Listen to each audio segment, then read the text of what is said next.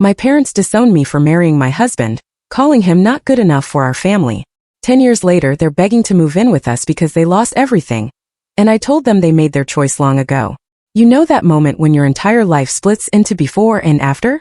For me, it was the day my father slammed his fist on the dining table and said, "If you marry that man, don't ever come back." 10 years ago, I stood in my childhood kitchen, clutching my fiancé's hand so tight my knuckles turned white, while my parents called him a dead end, unambitious, not one of us. They didn't care that he made me laugh harder than anyone, that he showed up for me in ways they never did. All they saw was his job as a mechanic, his faded jeans, the fact that his family didn't have a vacation home or a country club membership. So I left. And I never looked back, until last week, when they showed up on my doorstep, suitcases in hand asking for help. Let me rewind. My husband, Jake, the man they swore would ruin me, spent a decade building a life with me from scratch. We lived in a studio apartment with a leaky faucet that kept us awake at night. He worked double shifts. I took freelance gigs between college classes. We saved every penny. Now, we own a small auto repair shop that's become the heartbeat of our town. We've got 2 kids who don't even know their grandparents' names. And my parents, they lost everything, the house, the status, the perfect image, after bad investments and a scandal my dad couldn't talk his way out of. But here's the thing they don't tell you about forgiveness. It doesn't just hurt because of what happened. It hurts because part of you still wants to fix it. When my mom whispered, "We've got nowhere else to go," I felt that old ache in my chest, the little girl who just wanted her parents to be proud. But then I remembered the silence, the empty chairs at our wedding, the way they told my sister not to make the same mistake. So I stood there, staring at the people who once called me a disappointment, and said, "You don't get to choose when you're family." Jake's waiting for me to decide. The kids keep asking who those sad people at the door were. And my parents, they're still texting. But here's what I haven't told anyone yet. There's a box in my closet. Inside are letters I wrote them every year, never sent. Letters full of everything I wanted to scream, and everything I wanted to heal. Maybe it's time to open it. Or maybe it's time to let go. The box sits at the back of my closet, buried under old sweaters I never wear. I pull it out sometimes when Jake's at work and the kids are at school, just to trace my fingers over the postmarks I never stuck on the envelopes. The first letter is dated 2 weeks after the wedding. "Dear Mom and Dad," it starts. I'm writing this from a motel outside Phoenix. Jake fixed a trucker's rig in exchange for a free room. The AC's broken and it's 100 degrees, but he just made me laugh by sticking his head in the ice machine. I wrote that one crying in a bathroom stall at a gas station, my dress still stuffed in a duffel bag. Back then I told myself I didn't need them. Jake and I drove across 3 states chasing work, surviving on gas station coffee, and the kind of hope that only exists when you're 23 and stupid enough to believe love can outrun hunger. But nights were harder. I'd lie awake listening to Jake's steady breathing, wondering if my parents ever stayed up, wondering where I was, if they cared that I'd stopped checking my email, if they even noticed. It wasn't just the money they hated. It was the idea of him. At family dinners, Dad would grill my exes about their internships, their golf handicaps, their 5-year plans. Jake didn't have a 5-year plan. He had a beat-up toolbox and a habit of picking up stray dogs. The first time he came over, he fixed my mom's jam garbage disposal, and she handed him a $20 bill like he was the help. He tried to refuse, but she left it on the counter like a tip. I found it later, crumpled in the driveway.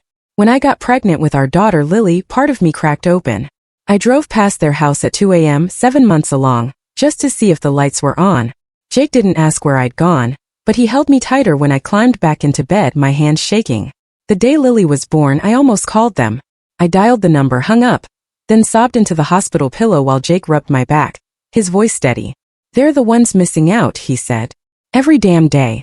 But now they're here. Or at least they're staying at the budget in off Route 9, texting me updates like I'm their life coach. The shower here has mold, Mom wrote yesterday. Your father's back is acting up." I haven't replied. Jake says it's my call, but I see the way his jaw clenches when their names come up. Last night he came home with a bag of takeout and a dented frame he'd found at a garage sale. Inside was a photo of us at the shop's grand opening, both of us grinning, covered in grease. "Thought we could put it in the living room," he said quietly. I knew what he meant. "We built this. Don't let them rewrite it." The kids don't know the details, just that Grandma and Grandpa lived far away.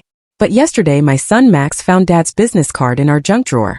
"Why does he have the same last name as us?" he asked. I froze. Jake swooped in, tousling his hair. "Same reason you've got your mom's eyes," he said. "Luck of the draw.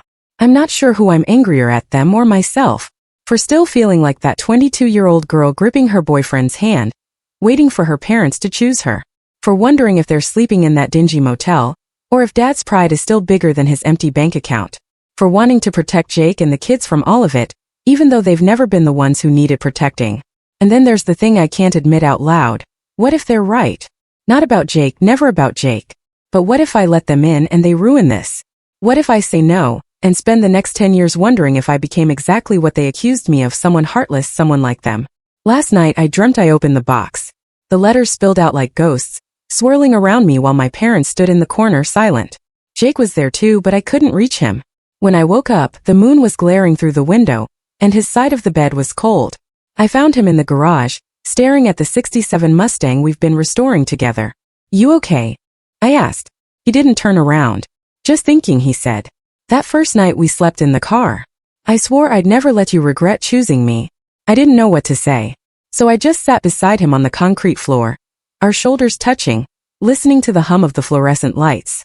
Somewhere out there, my parents are probably arguing about the motel Wi-Fi or the scratchy sheets. And here in this quiet garage, our whole life feels like it's holding its breath.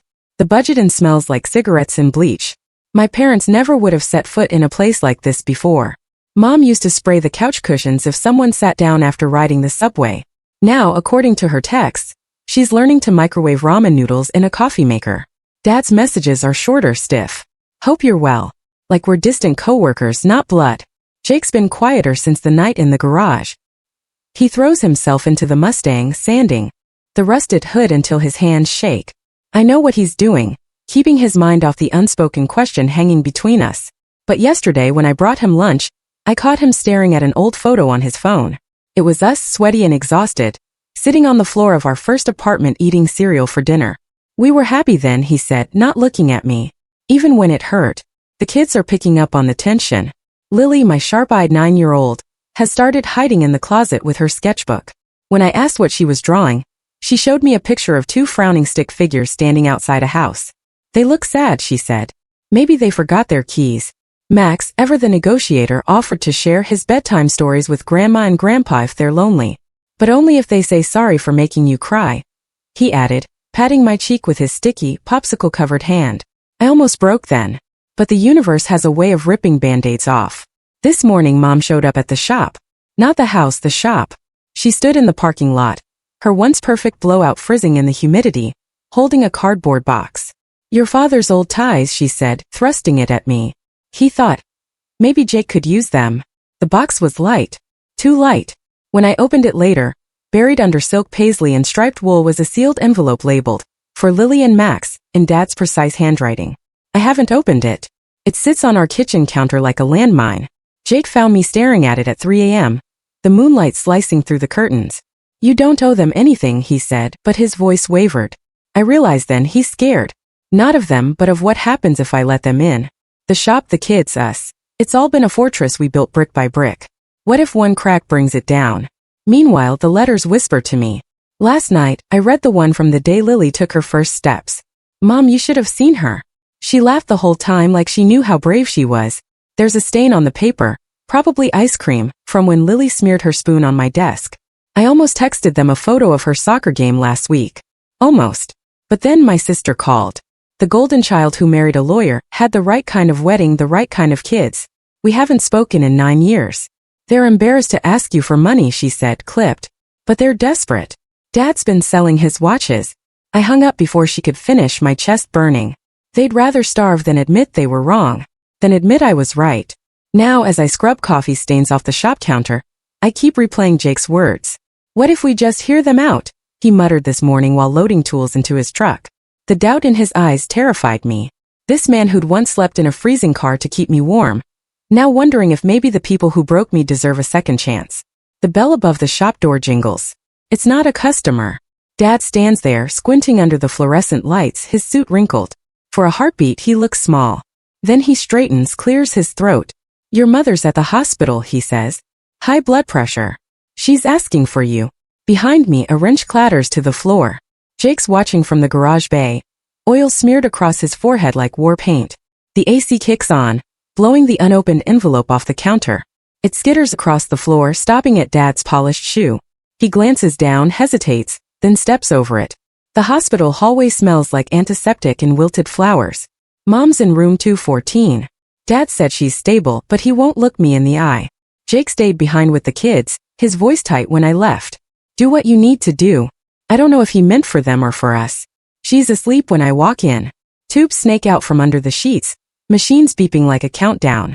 Her hair's thin, gray roots showing. I haven't seen her without makeup since I was a kid. The last time we were in a hospital together, she told me I was throwing away my future as I packed my suitcase in the maternity ward. Now her hand twitches when I sit down. Mom, I whisper. Nothing. Dad hovers in the doorway, clutching a styrofoam cup. She didn't eat for 3 days, he says. Said the motel food wasn't clean. He spits the word like it's poison. I want to scream, you did this. Your pride, your rules, but his knuckles are white around the cup, and for the first time I see it, fear. Real raw fear. When Mom's eyes flutter open, she doesn't recognize me at first. Then she gasps, fingers clawing at the blanket. Clara? You came. Her voice is paper thin. I don't correct her. My name hasn't been Clara since I left. Jake started calling me Claire as a joke our first week on the road, and it stuck. A new name for a new life. The doctors say I need rest, she rasps. Low stress. Her laugh turns into a cough. Your father, he's too stubborn to ask. But we need a place. Just for a little while. She reaches for my hand. I don't take it. The envelope burns hotter in my mind. All night, I'd pace the kitchen tracing Dad's handwriting. Jake finally snapped, open it or burn it, but stop letting it haunt us. I shoved it in my purse instead. Now it feels like it's pulsing against my hip. Dad clears his throat. There's something you should, my phone buzzes. A photo from Jake. Lily and Max at the shop, grinning under the grand opening banner Jake hung last year. Max is holding a wrench half his size. Lily's wearing my old bandana. The caption, they miss you. When I look up, Mom's watching me. Are those the children, she asks. There's a hunger in her voice that makes my skin crawl. We heard you had a girl. And a boy. Dad stiffens, staring at the wall. Of course they kept track. Of course they never reached out. I stand abruptly, chair screeching. I need air. Dad follows me to the parking lot. The sun's too bright, the sky mocking us with its cheerfulness. Your mother's not the only one who's sorry, he says suddenly. His tie's crooked, the same navy blue one he wore to my high school graduation. We underestimated you. Both of you. It's the closest he's ever come to an apology. My fingers brush the envelope in my purse. Why now? He hesitates. The letters. Your sister found copies. She thought we should know. The world tilts. Copies. I never sent them. Never even told, then it hits me. The box in my closet. The stamps I never used. Jake's face when he said, I swore I'd never let you regret choosing me. He knew. He's always known. My phone rings. It's the shop. Jake's voice is strained. You need to come home. Now. Tires screech as I pull into the driveway. Jake's truck is gone. Lily's bike lies sideways on the lawn, front wheel spinning. The front door is ajar. I sprint inside, heart clawing up my throat. Jake? Kids. The living room is eerily still. Sunlight glares off the photo frame he bought. The one from the shop's opening, now cracked on the floor. And there on the kitchen table sits the envelope. Opened. My hands shake as I pull out the contents. Not a letter. A deed. To their old house, the one they lost. Signed over to me, dated 2 days ago. Underneath, a sticky note in Dad's handwriting. A fresh start. But that's not what stops me cold. It's the other paper. A printed email from 5 years ago. From Dad's law firm to sister subject, Clara's trust fund. Per your parents' instructions, the $250,000 inheritance was frozen indefinitely upon her estrangement. If she reinitiates contact, advise her attorney to. The numbers blur. $250,000. They had it this whole time. They have it. And now they're handing me a house like it's a peace offering, while texting about moldy motel showers. Footsteps echo behind me. Jake stands in the doorway, Lily and Max trailing him, their faces smudged with ice cream. They were at the park, he says flatly. Your sister picked them up after school. Told the office she was their aunt. Max tugs my sleeve. Aunt Sarah said we're having a sleepover. She has a pool. The room tilts. Sarah. The sister who hasn't spoken to me in a decade. Now bribing my kids with inflatable rafts and chlorine fumes. Jake staring at the deed in my hands. What is that?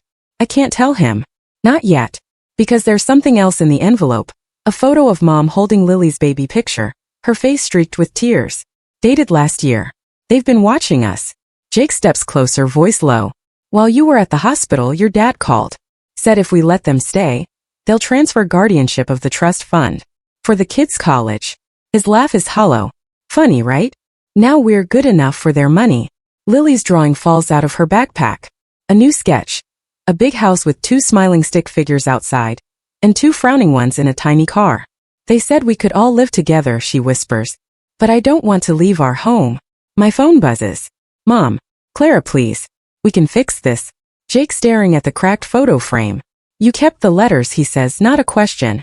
All those years. Why? Before I can answer, headlights flood the window. Sarah's SUV idles in the driveway, Mom and Dad in the back seat. Dad's holding a stuffed bear. The one Max left at the motel.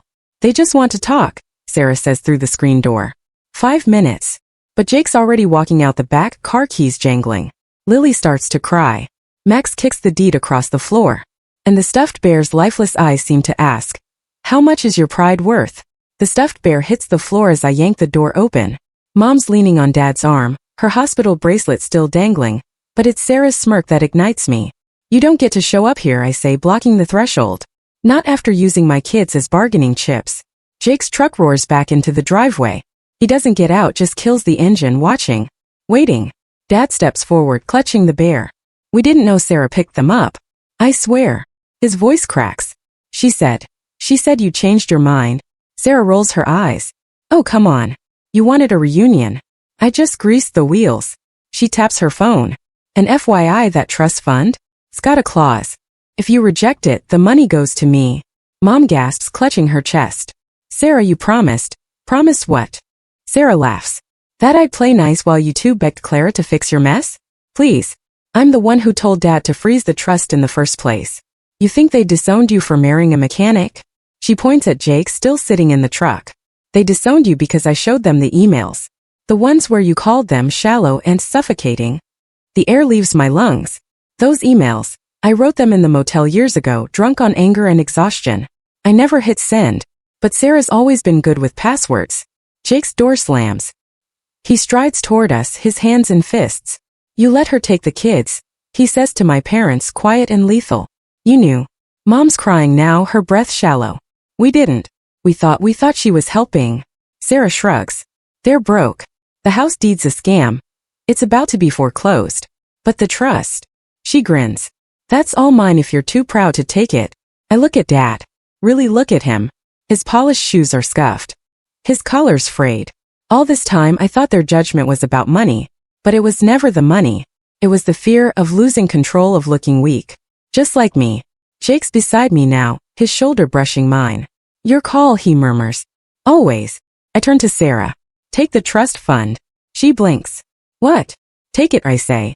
But you'll need it to pay the legal fees when we sue you for fraud. And kidnapping. Her face pales. Jake pulls out his phone, showing her the screen. A security camera clip of Sarah leading Lily and Max to her car without our consent. Got 6 more clips just like this, he says. How's that pool looking now? Sarah stumbles back. Dad lunges at her, but Mom collapses, her knees buckling. Jake catches her before she hits the ground. Call 911, he barks, and for the first time in a decade, Dad listens. Later, in the ER parking lot, Dad hands me a crumpled photo from his wallet. It's me at 5, riding his shoulders, both of us laughing. I kept this, he says. Every day. I don't hug him. But I don't walk away. The trust fund's gone. The house is dust. But when I get home, Lily's redrawn her sketch. The big house is crossed out. Now it's our garage, with all 4 of us waving from the Mustang's roof. Jake finds me staring at it. We could still restore that car, he says. With what money? I ask. He grins, pulling a crumpled lottery ticket from his pocket. Remember that gas station we stopped at last week? Turns out not good enough pays pretty good. The lottery ticket wasn't a jackpot. Just enough to fix the Mustang's engine and repaint it Lily's favorite shade of blue. We didn't tell the kids about the money. Some things are better left simple. Mom survived the hospital scare. Dad drives her to physical therapy now in a second-hand sedan. They don't ask to visit, but every few weeks a package arrives. A children's book Mom used to read me, Dad's vintage watch for Jake to repair. We donate the books to the library. Jake wears the watch.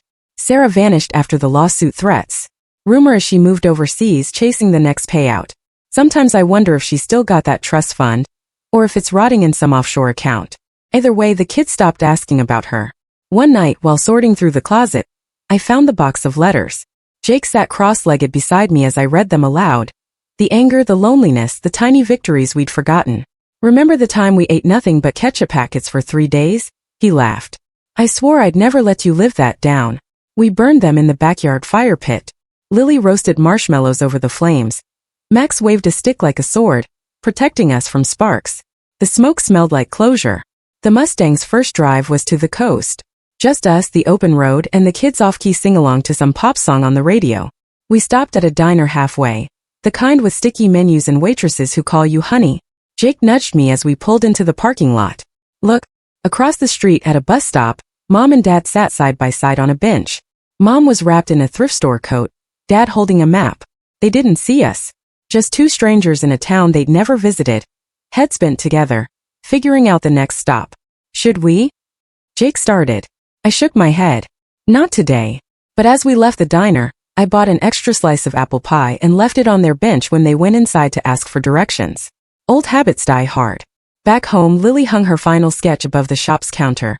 The Mustang, all of us inside, waving at a tiny stick figure couple in the rearview mirror. They look happier now, she declared. Maybe we all do. The shop's busier than ever. Dad's old ties? Jake turned them into rags for polishing engines. Every now and then when a customer compliments the soft cloth, he smirks. Family heirloom. Last week a letter arrived. No return address. Just a photo of Mom and Dad at the Grand Canyon, squinting at the camera like tourists. On the back, 3 words, we're still learning.